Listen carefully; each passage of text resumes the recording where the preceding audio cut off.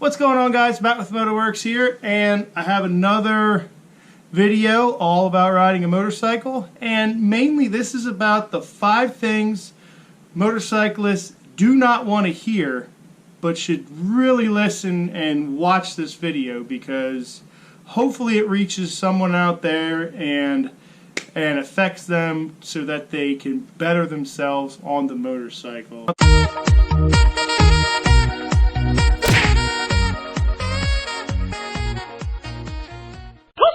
Safety, in my opinion, is key, and it keeps what keeps you alive on the motorcycle and keeps the ride fun.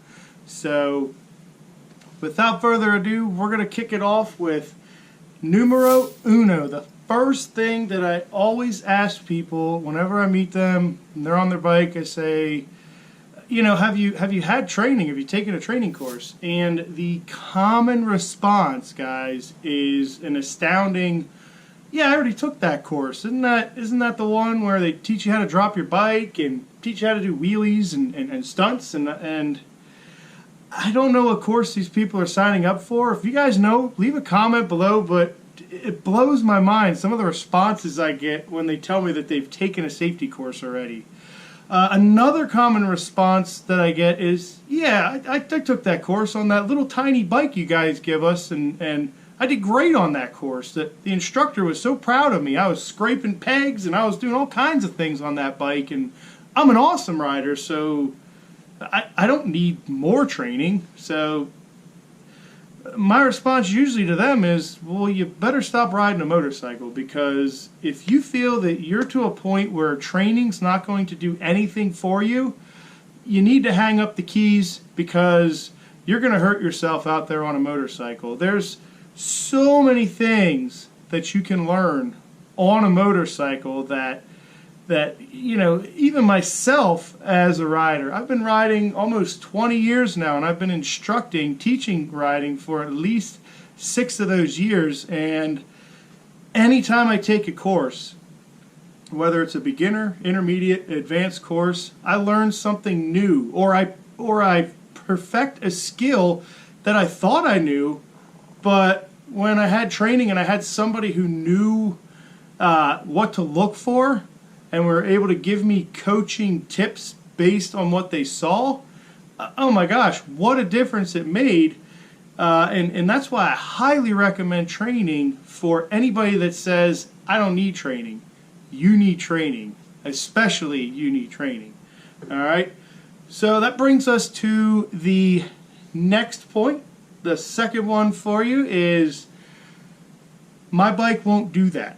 All right, now I've heard this while teaching people how to ride, or after going on a ride with somebody and getting off the bike, and they'll just come up to me and they'll say, man, your bike is so awesome, but my bike just won't do that. You know, or you do a demonstration for somebody and they say, oh, how did you get that bike to do that? This one won't do it. And they literally could be on the same exact motorcycle that you just got off of, claiming that their bike, for whatever reason, won't do the same thing that you just did on your bike. And really, again, it goes back to that first point, guys. Get trained. Learn how to make your bike do that. I guarantee you, most things you see somebody do on a motorcycle, you can do that very same thing on your motorcycle. So yeah, that's definitely the second one. And to me, it's absolutely insane to hear somebody say, well, the reason I can't do that is because, well, it's my bike. My bike just won't do that, and they just give up trying altogether. So, you know, get trained. You know, go back to the first point. Get trained, learn that yes, your bike can do that. You just got to put the time in and learn how to make your bike do that. All right. So along the lines of my bike won't do that, sometimes you get in this mindset of it can't, so I won't. Now that's a big problem. It's a big safety problem, which it brings us to our third topic. And the third topic is, I had to throw my bike down. There was no other option. I had to throw the bike down and crash the motorcycle. That to me is absolutely bonkers. And what I always tell those guys is, guys or gals, what I've always told them is, no, you did not. Because anytime you think you have to throw your bike down, literally crash your motorcycle to avoid a motorcycle crash, it's a crazy idea to think, you know, oh, I had to throw the bike down to avoid crashing the bike. So you literally gave up all control of your motorcycle by throwing it down and causing yourself to crash, when really you may have been able to either severely lessen a potential impact by applying your brakes all the way up to the end, or you know, you might have even been able to swerve out of the way and avoid the situation altogether. I never tell people to give up on their motorcycle and throw it down to, you know, avoid a crash, because you're not avoiding a crash by throwing your motorcycle down. You literally are crashing your motorcycle because you might crash. All right? So you could actually hurt yourself more by throwing your bike down than if you just tried to avoid the incident altogether. All right? And now that one, the third one, is going to kind of tie in with the fourth one. And that is, I didn't have any time to react. All right? And the reason it ties in is because if you get into this mindset that you had to crash your motorcycle, you were already in that mindset before anything ever happened, because you've been told that, hey, if bad things get tough, just crash your motorcycle and you'll avoid a worse crash. So before you even try to avoid the incident, you're already in your head and thinking, I'm just going to crash my motorcycle. All right? So to tie that in with the fourth point, a lot of people say the reason that they crashed their bike is they had no time to react. Trust me, you have plenty of time to react to a situation. All right?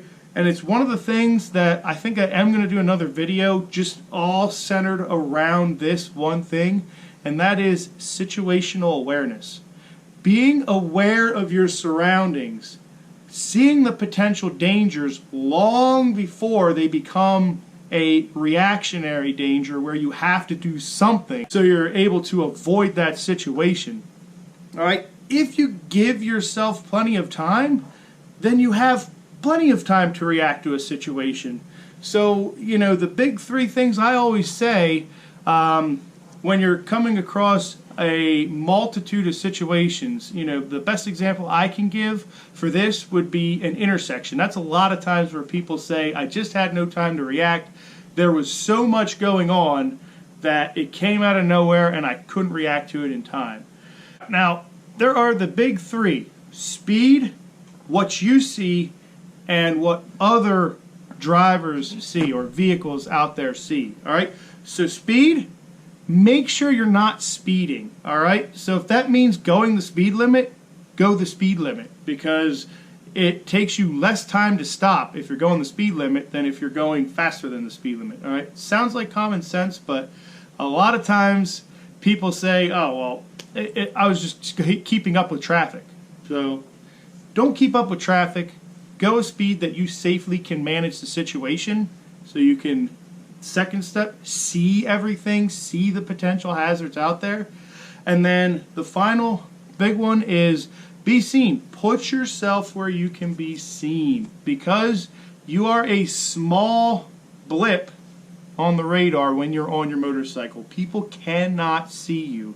It doesn't matter if they're distracted or not. A person could be looking for a motorcycle and not see the motorcycle and pull out in front of you. I see it happen time and time again. They look right at you and pull out right in front of you because they are not looking for you, or simply you didn't position yourself in a spot where you were easily seen. So yes, you can have plenty of time to react to a situation if you slow down, make sure that you're watching for any potential hazards, and putting yourself in a position where you could be seen, and maybe that'll cause that person to not pull a maneuver in front of you and cause a crash. So yes, there are times that you would have had plenty of time had you done those things. All right, that brings us to the last and final point, guys. I'm not trying to step on any toes with this video. This video, hopefully for some of you, is kind of eye-opening and makes you think a little bit. All right, the last one is something that we as safety instructors always preach heavily on, and that is ATGAT. Now, if you don't know what that is, that's all the gear, all the time. Meaning, you suit up for every ride, whether you're going on a long trip, thousands of miles, or you're going around the block a mile away. Have your gear on anytime you throw a leg over that motorcycle, because you don't know the time that it's going to be needed. You just don't. You can't predict it, so always have that gear on and ready in the event that something happens. All right, there are, that the safety part of it is number one, that's key. But there are some underlying things, or there are some hidden advantages to having all the gear. The best one I can think of is confidence. When you have that gear on, it's like you're putting on a suit of armor, and you actually feel like if you fall down, it's going to be okay, because you have this outer layer that is very protective in the event of a crash. It has built-in armor plating, and it has very good materials that are going to help save you from getting scraped up in the event of a crash. All right, good gear is also really going to keep the elements off you. So sun beating down on you, cold weather, rain, things like that. Good gear is going to protect you from that. Again, it's going to improve your concentration on the road and not the stuff that's happening on around you. All right, and jeans. I see people all the time that wear blue jeans, and trust me, blue jeans, if you fall down in blue jeans, number one, they tear away really quickly, and number two, some of the materials they make these jeans out of actually heat up and will melt into your skin. And you know how the doctor gets melted jeans out of your skin? Same way they get rocks out of your skin. They take this nice thick wire brush and they scrape all that jean material out of your skin and make sure they get it nice and good. So really, for gear, you're going to spend a couple $100, but this gear lasts a long time. Trust me, it is built to withstand a crash. So it is also built to withstand you putting it on every time you go for a ride. So guys, gals, get yourself some good quality riding gear, and it's just going to help improve your ride. Hopefully I didn't beat you up too bad on what I said, but I hear it all the time. I just want you guys to be safe out there on the roads, and the best thing I could say is get training. It does cost money in some states. If you're from Pennsylvania, it's a free program, so there's really no reason not to get trained on a motorcycle in Pennsylvania, because it literally is zero cost. The only thing it takes is your time, none of your money. So yeah, if you're in PA, really you kind of have no excuse unless you just have no time, but even that's not an excuse in my opinion. Make the time, get good training, become a better motorcyclist, because it's only going to benefit you in the long run. You're only going to become a better rider because of it. So that's going to do it for this video, guys. If you guys can think of anything else, please drop a comment below. I love to hear from you guys, see what you guys think. Am I on the right track? Not on the right track? Are there some things you'd like to hear more detail about? You guys let me know in the comments below. But that's going to do it for this video, guys. Don't forget to like, comment, and share. I'm Matt. This is Motorworks. We'll see you in the next video, guys.